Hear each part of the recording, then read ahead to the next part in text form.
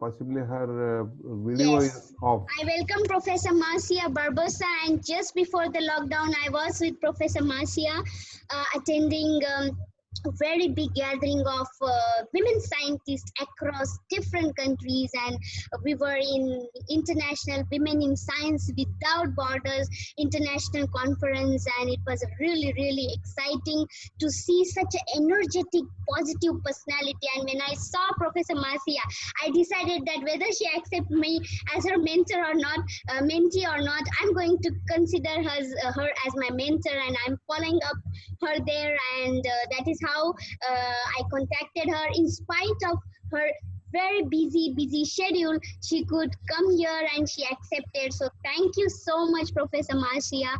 I welcome you once again in this Zoom webinar on women in science, unleashing latent talents. So Professor Marcia is member of Brazilian Academy of Sciences, the World Academy of Sciences, TWAS. She's a professor at Universidade Federal do Rio Grande do Sul. She's a director of the Brazilian Academy of Sciences. She is the winner of very prestigious Loreal-Unesco Award for Women in Physical Sciences in 2013. She's also winner of the American Physical Society's Nicholson Medal in 2009.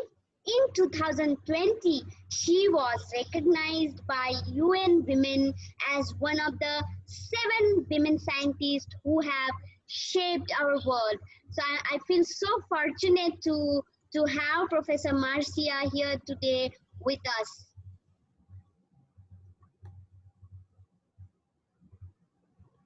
Can you see my screen? Yes, I can see your screen. Yes, I love science. I completely love science.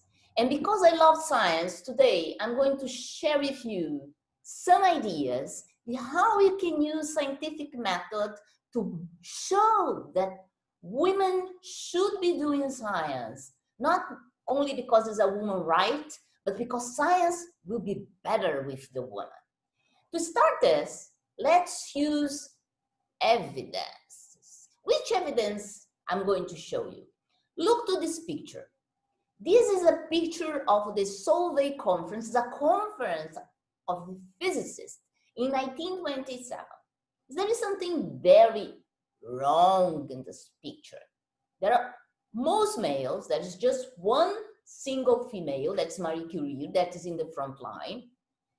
All old, all white, all from European or USA country. Oh, that's not diversity. But then you're going to say, Marcia, this is 1927. It's an old picture. Hello, that's the 2011 picture of the same conference. Again, man, again, white, again, kind of oldish. And to help you, I'm just putting a circle in the 2 only women in the room. 2 women. There was one in 1927, now we have 2. But if you realize there are twice the number of people. Then you're going to say, Marcia, that's a physicist.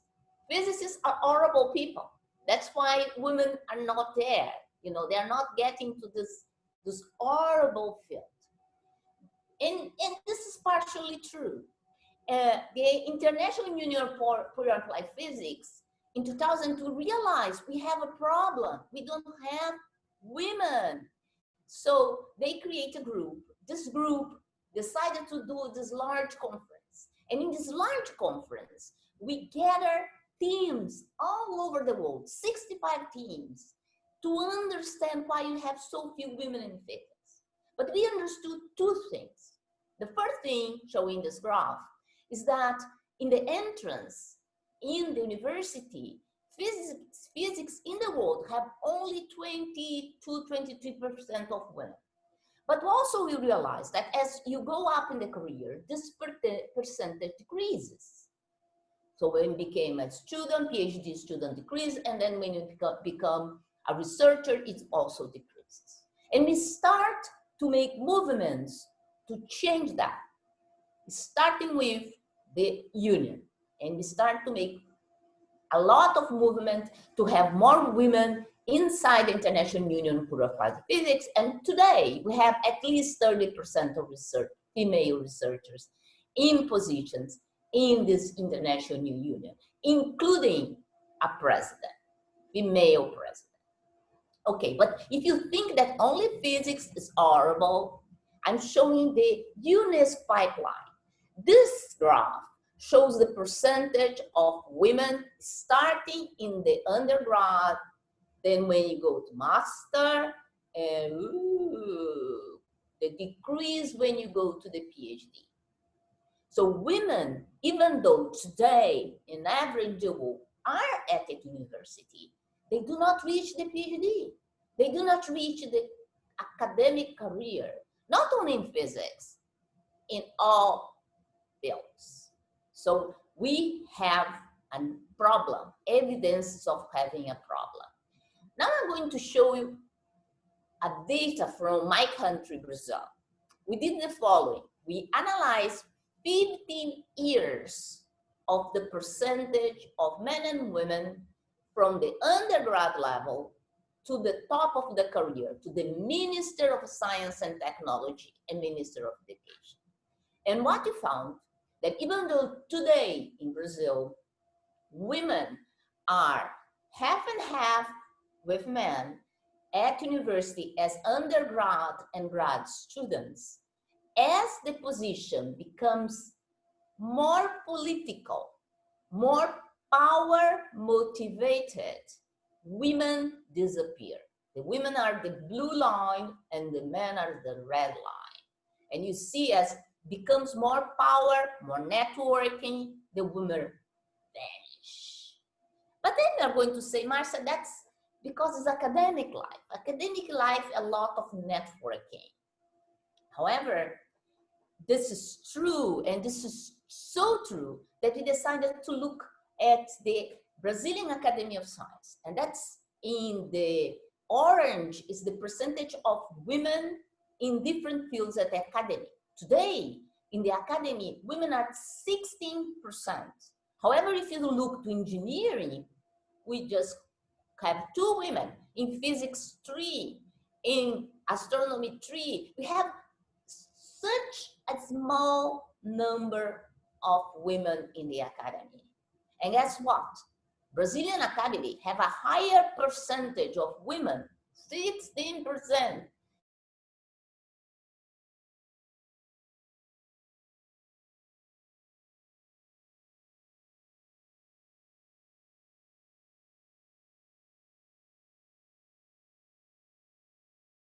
Than most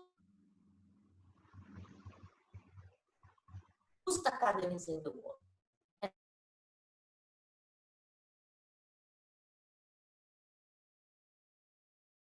Academies in the world.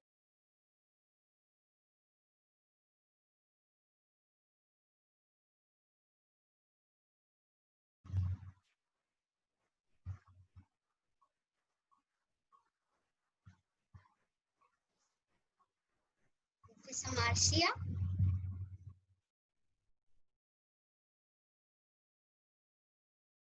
Academy problems in the private sectors of this decrease of women as you go to the top. But Marcia, the rules have been that way and it's working that way. You should not bother that. Women have other things to do than raising up in the career. There is a study from McKinsey studies that's a company, a consulting company. And what they did is that they took the 500 largest company in the world, and they analyzed these companies for having more women or less women. And they found that the companies that have more women, more diversity, gain more money. They have more profit when they have more women. And it's not more women as secretaries or working in the desk, are more women as managers, as CEOs, as members of the council. As you can imagine, that make the private sector start to become very worried about how can we promote women. And there are a number of strategies that actually can copy from the private sector to the academy, in which they find ways to try to motivate more the women to enter. But one of the ways to reach this diversity, to be able to have in the academy or in companies diversity, is through equity. But what's equity? Is it equality? No, equality is when you give the same chance to people that are different, but they have the same chance. Equity is when you put compensatory measures, when you give a little bit of more chance of people that comes from disadvantage. So that's the equity. So how to be able to bring the equity? The first thing you have to do is to do something we do in science all the time. We have to be myth hunters. We have to destroy the myth that society generates. Some of those myths are stereotypes that say that scientists are crazy. Also, the second myth is that there is no prejudice in the evaluations. That's the second myth. Another myth, women don't reach top levels because they don't have ambition, Marcia. Another one is that women don't care for science. Actually, they say the women don't care for physics or technology. They hate technology. And finally, it's a matter of time. Sit down and relax, Marcia. Things are going to be by themselves. Let's look to each one of those myths that I call them mosquito bites, because they are things that bother me, like mosquito bites. Stereotypes. The first thing, I'm showing you a picture in the top, a picture that illustrates one article I wrote 20 years ago. I didn't ask them to illustrate that. But when I wrote about women in science, they took this stereotype picture, cartoon, trying to illustrate the way women are viewed as scientists. You might say, but that's 20 years ago, Marcia. The bottom picture is also a cartoon that illustrates another article that was wrote recently after the pandemic started. And you can see the only difference between these two graphs are 20 years of technology, because actually the stove and the washing machine are very good in the second graph. So we still have stereotypes, and they are very strong. And they start when you're a very young kid. That's a kind of draft cartoon of the imaginary of kids have when they are asked to draw a scientist. Actually, I have one student of mine doing a PhD in this topic. And it's amazing that when you ask to the kids, draw a scientist, would be a white, male, crazy, and with something that explodes. But then if you insist and you tell them, no, kids, design, draw a female scientist, then you draw something like that. Again, crazy. Again, little bit out of the average woman. And that is reinforced by movies, TV, everything around us, such as this comedy show called The Big Bang Theory, in which the women scientists are all stereotyped. And that's not only my imagination. There are studies showing that the kids all over the planet have these stereotypes. Marcia, but don't worry, there is no prejudice.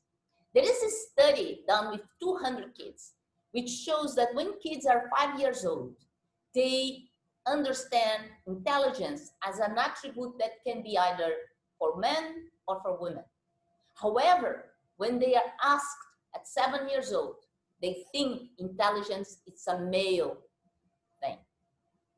Actually, the kids, when they are challenged to do some video games that are for smart people or for hard-working people, the girls are all going to the hard-working people video game. What means that we are teaching our girls that they should be hardworking, and our boys that they are intelligent.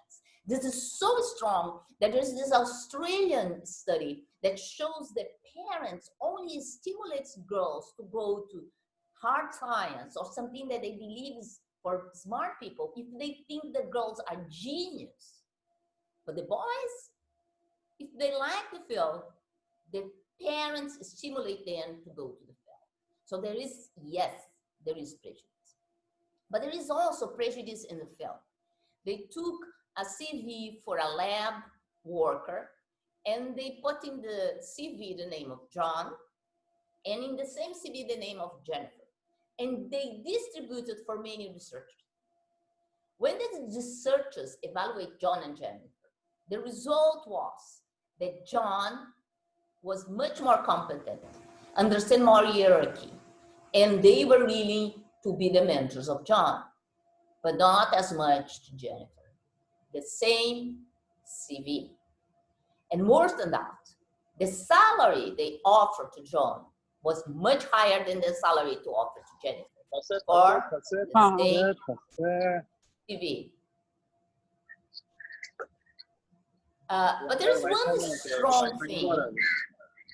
There is one strong thing is that in addition for us to have this environment that goes against women, we also have a low self-esteem.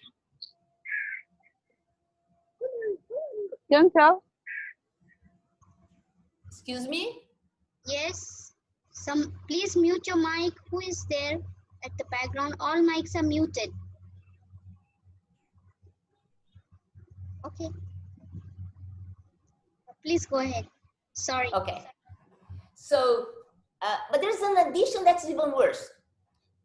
You know, the environment are evaluating lower the girls, but the girls are looking to themselves in a worse way. This is a test performed for 1,000 students in the United States for the Physics 0 class. And in this class, at the end of this class, they ask the students to self-evaluate them, to ask them how much they understood about the topic. This is called Self-Efficacy Test. And you can see from the graph that the girls that at the end of the semester got A, maximum grade, they think of themselves as knowing as much as the boys who got B. Yes, all the girls that think they know less than the boy for the same grade. But the study keep on going in the physics too, the second semesters of physics.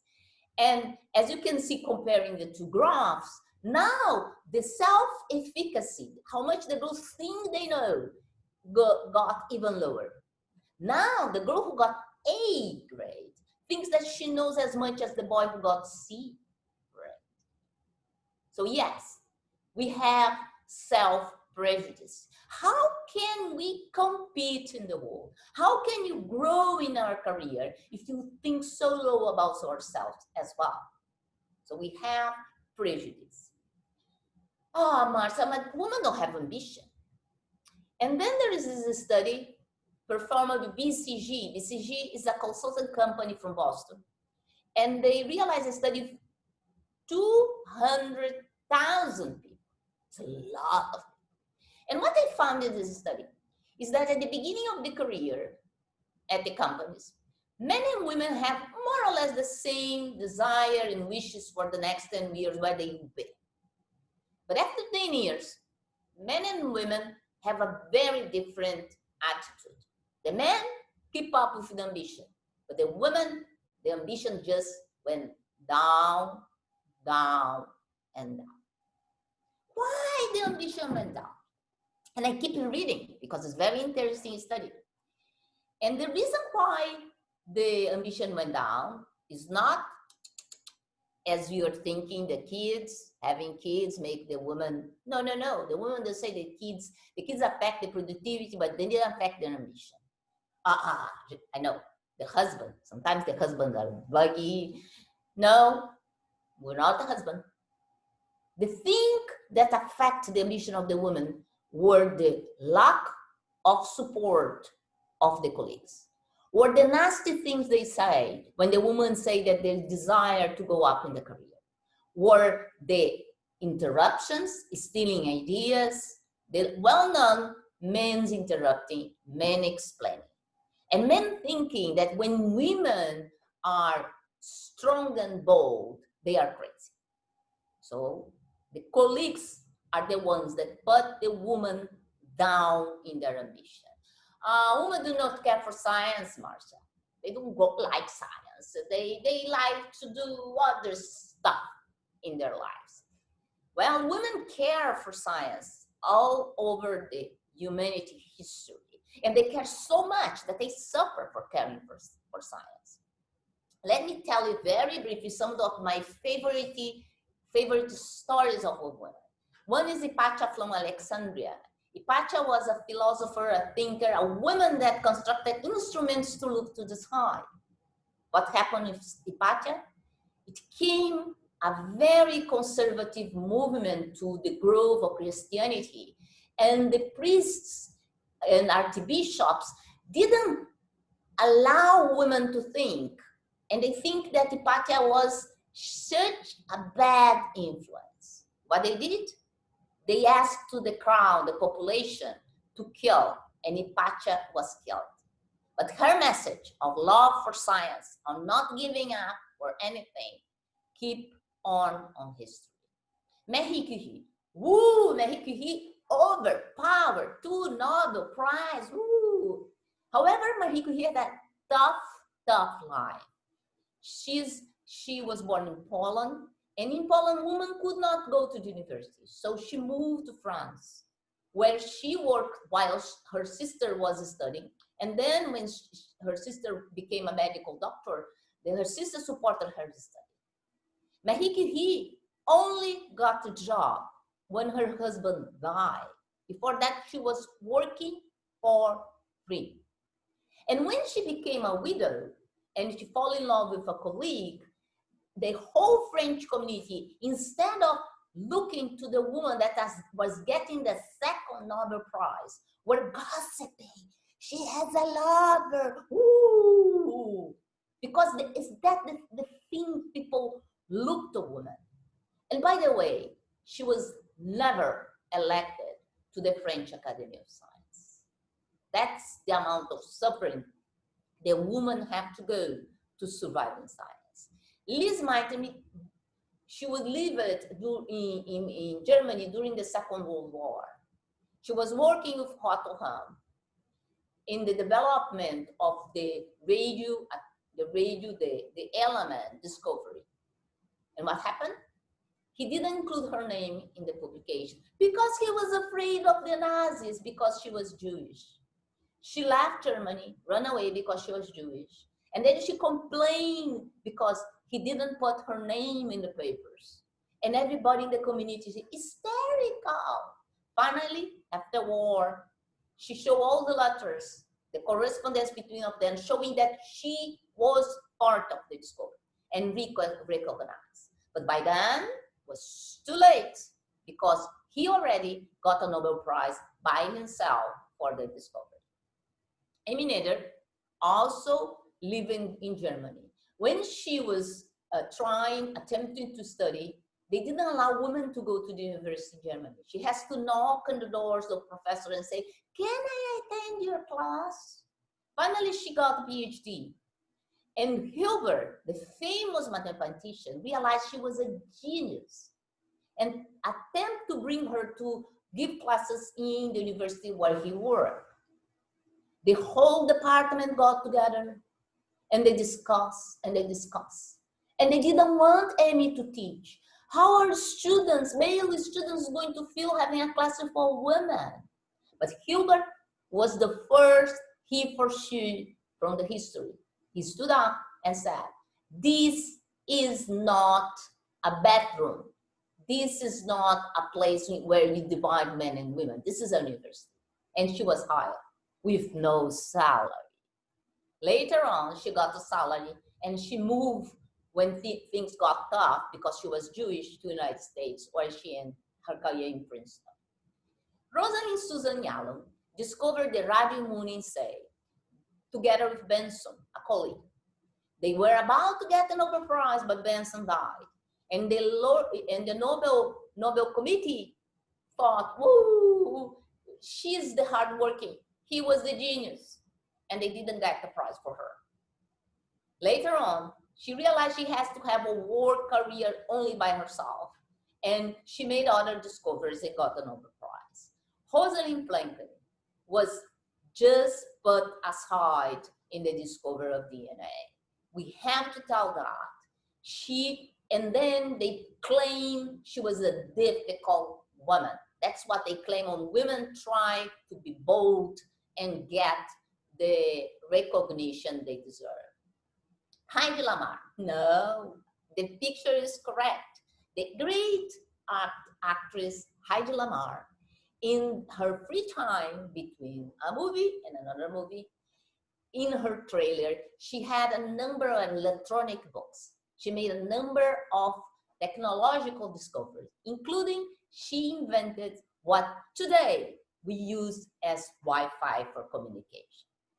I'm not even to talk about the Stereo Women. We have to watch the film, Hidden Figures, which tell the story about this engineer, this mathematician, and this informatic woman, which changed the shape of the men going to the moon in NASA. I'm Marcia, but all this whole story is like a book. It's a matter of time. Things are going to change. I'm going to show you a graph of the percentage of female researchers in Brazil over time. The red are the women, the blue are the boys. And as you can see, the percentage cut, very little change in 15 years. So no, I'm not going to wait, because if I wait, things change too slow for my taste. So what can you do now? What can you do to make change? Not sit down and ask for the others to do things for me. We have to do things. Let me show you something that people have done already. That's the percentage of women with PhD in the United States over time. And you can see that you have this flat curve, then a peak in the war, flat curve, and then you change the percentage. This change has a name. This name is affirmative action. Make action, make policy that drives change. A lot of people don't like affirmative action, but affirmative action, as the graph shows, as the evidence shows, works, makes a change. And we need to design this affirmative action is through policies.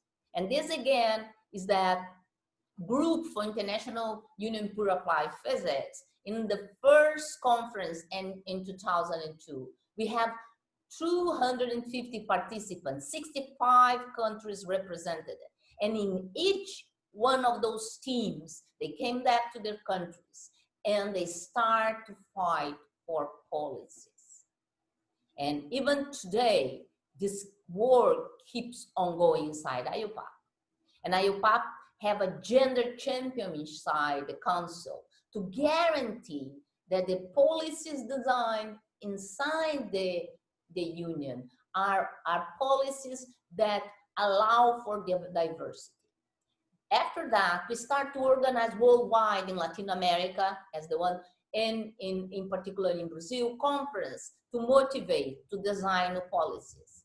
And even the Women in Science South Borders that was before only organized in Africa, you say, well, Brazil at some point or part of Africa, so let's do in Brazil as well.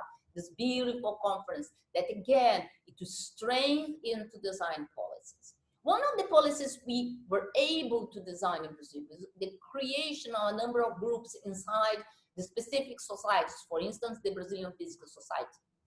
The Brazilian Physical Society start two different fights. One, to highlight the work of women in science in Brazil, in particular in physics, and books were written telling the stories of the first women doing science in Brazil. And the second fight was to include maternity leave in all the fellowships that are funded by the government. And today, this is a law. When a woman have a fellowship, it have included, embedded in the fellowship, a maternity leave period. And not to say something that we create this book just by ourselves. I'm going to bring a book that was written in India, in which we got inspired to write our book about women in physics. Another thing that's important are prizes. People mentioned they got the Loreal Prize. So the Loreal Prize was very important for me to stand up and say, now we have the stamp, that's the Loreal Prize, to strengthen my fight to have more women in science and more women in physics. So that's the picture that was holding in the airport in Paris when I got the prize, me and my students from Brazil. Another thing that's important is to generate small, don't think that any policy have to be big to be impacted. Any girls group that you design is important. And in South of Brazil, we have this girls and science group that have been developing a number of policies that are shaping our universities. One of these policies is to collect nasty sentences said by professors in classrooms. And then you took this nice, it's in Portuguese here, but you take these pictures and you cover the university with that, so people be shamed for saying nasty things in classes. But none of that will work. No policy is possible. This is not embedded in empathy. Empathy. So how you design empathy? The first thing that shocked me is this study, very recent from this year, that shows that looking to students from 7 to 18 years old, that the boys, and girls have the same empathy at 7 years old, but something happens with the boys that they go down a little bit, but the girls, they gather more empathy. So we have to be able to teach our boys to get the same empathy as the girls get at 18 years old, because empathy is the environment to make diversity works. And one of the things that you make to design empathy is through classes. And we designed in my institute online classes that anybody in the country can attend, sorry, it's in Portuguese, in which you talk about feminism. What means feminism? And what means in the different areas. We also did play. So I have a colleague, we have a play in which you collect nasty sentences that we heard, crazy things that we heard, Marcia thing that we heard, and you make it comment. And in each conference, big conference we are together, you do this play. And the people, the very same people that said these nasty words, they sit on in a comic way. And that generates empathy, because then they realize how wrong was to doing that. Finally, we have to track sexual and moral harassment. And we are doing that in our universities by signing the he for she and collecting data and constructing policies to attack that. Finally, we have to rebuild, to reshape our world based in these 4 E pillars: evidence, efficiency that require diversity, equity that having compensatory measures, and all of that embedded in empathy.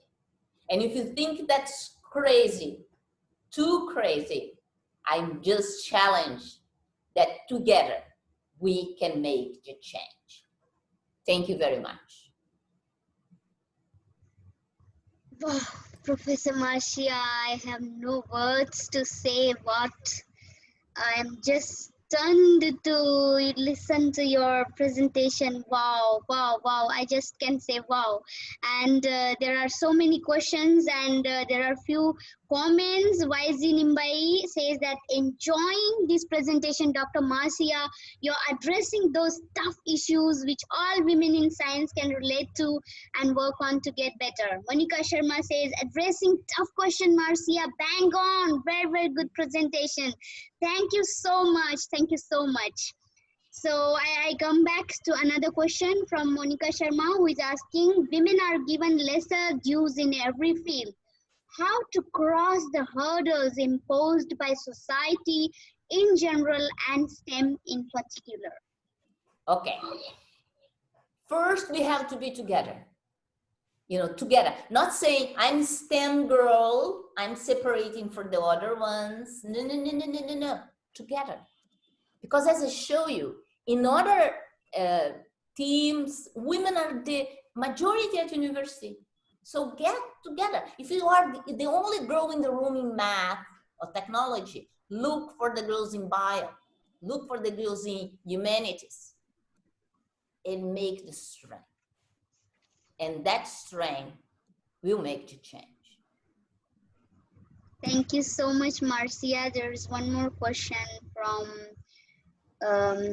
audience, and they're asking that how to make our girls intelligent and from the childhood so that they are ready to face all these harassments in their future, because the world has not yet changed even after so many years of struggles.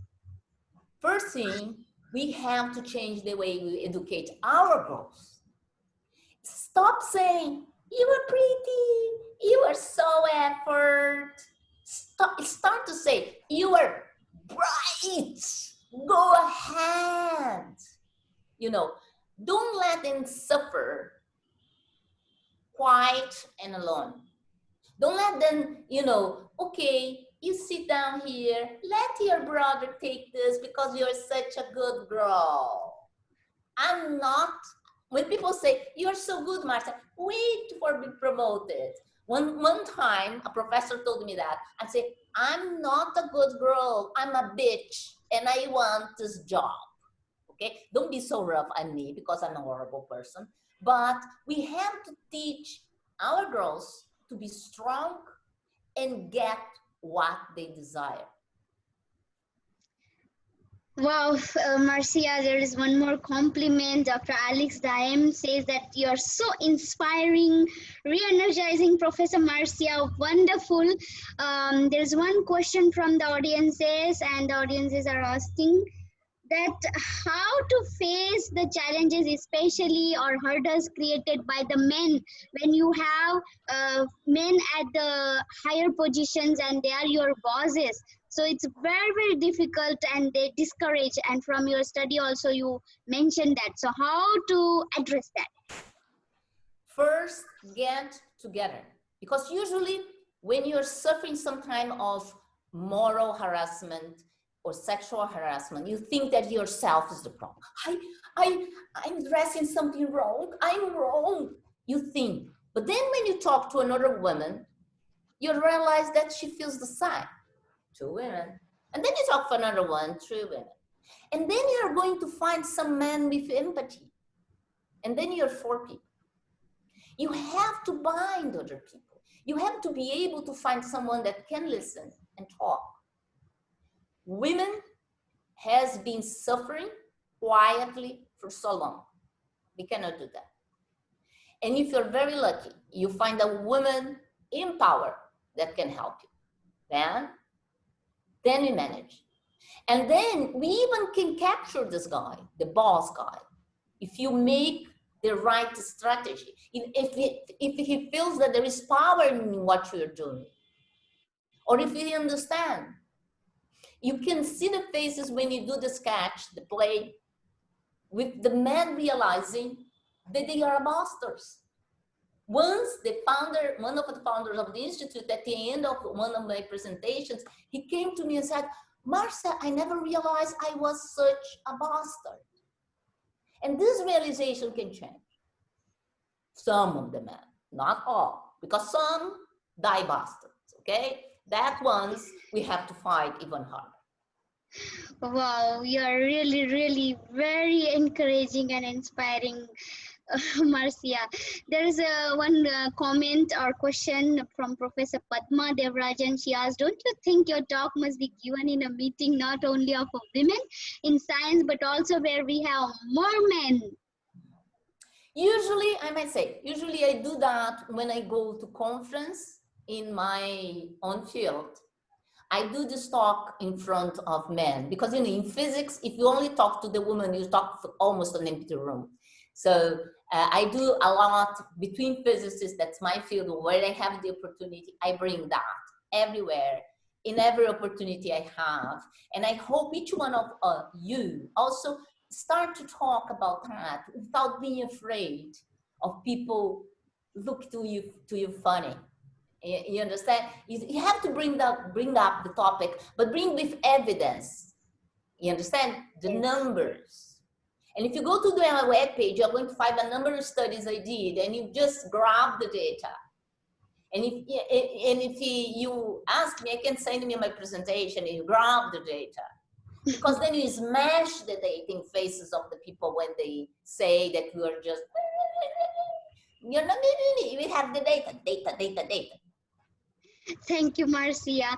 We have few men here in this meeting, and one audience is asking, how was your journey being at such a high position where, you know, men domination and director position is really, really tough. And from my side, I would like to compliment that I have seen in Brazilian Academy of Sciences. When I was in Brazil, I have seen there are so many women, and that is all because you brought so much big difference and change. So how was your journey? Was it very tough?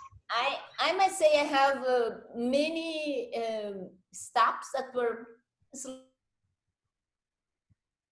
slightly difficult. I came from a low medium class family, what means that when I entered to the university, I was alone for this thing as well. I was the only woman in the room, in the classrooms most of the time.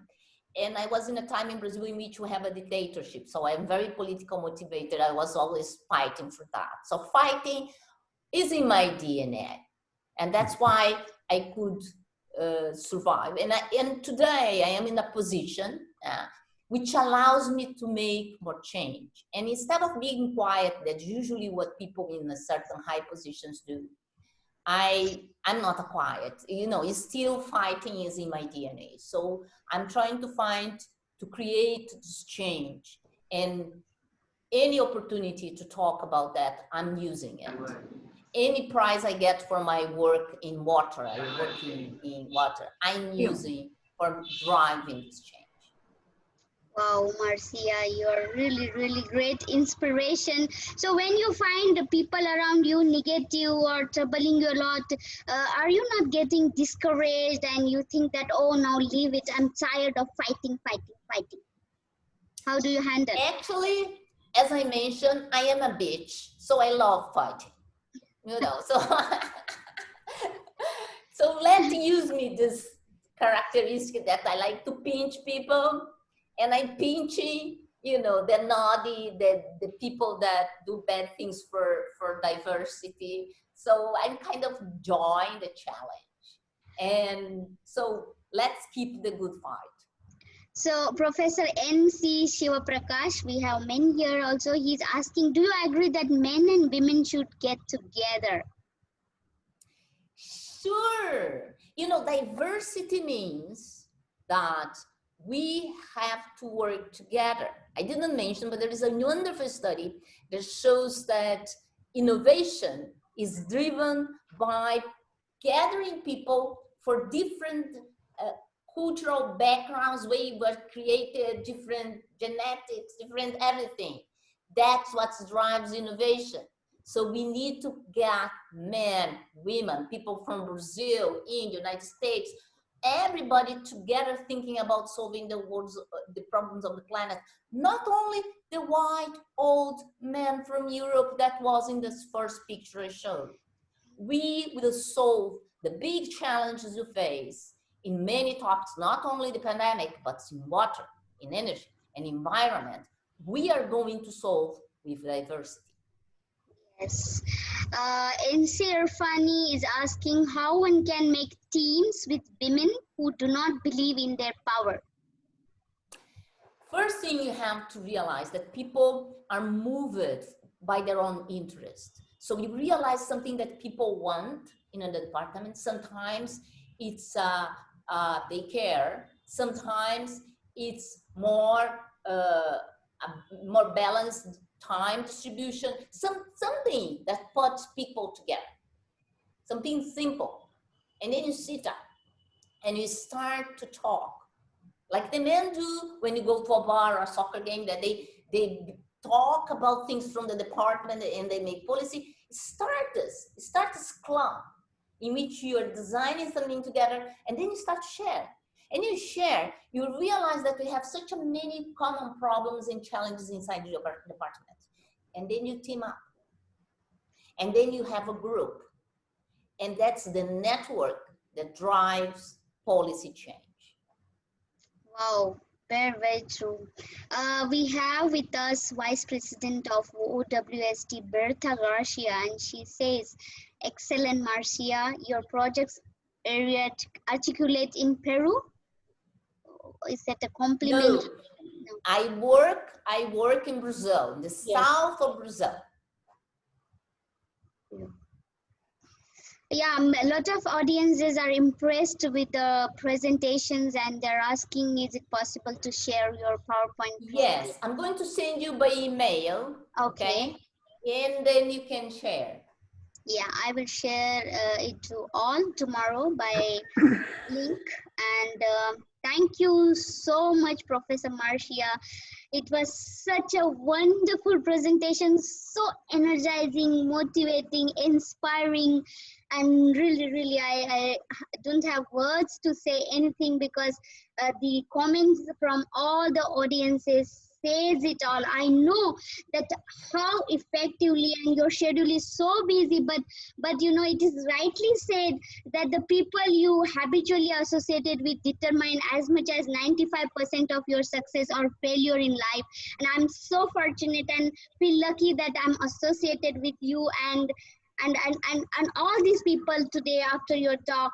Got so much of inspiration, energy, motivation, and you are so busy, but the busiest people I have known in my life always have time enough, and you have so much of love for women in science, and really you made a big difference. No wonder UN Women has, United Nations has listed you as one of the most inspiring, powerful women who had changed or shaped the world.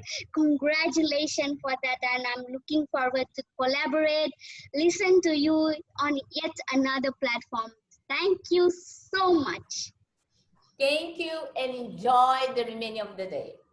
Thank you, Marcia.